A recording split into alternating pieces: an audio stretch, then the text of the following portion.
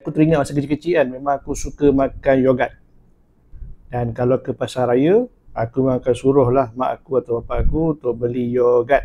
Cumanya daripada Farm Fresh telah mengeluarkan produk baru, yogurt buatan mereka sendiri. Dan salah satu contoh yogurt buatan Farm Fresh ada perasa mix berry, iaitu campuran berry, dan juga mango, iaitu perasa mangga. So aku rasa menarik, so aku terus belilah.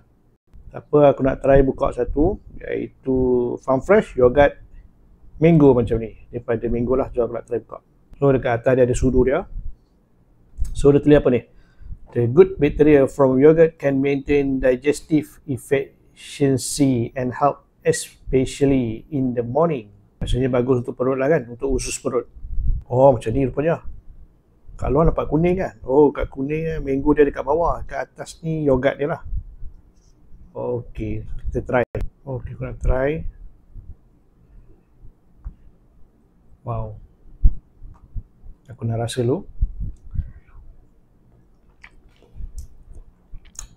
Rasa macam mana? Memang betul lah rasa yogurt. Rasa masam-masam.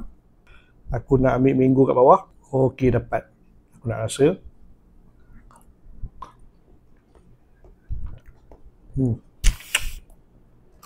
Guys, memang sedap guys.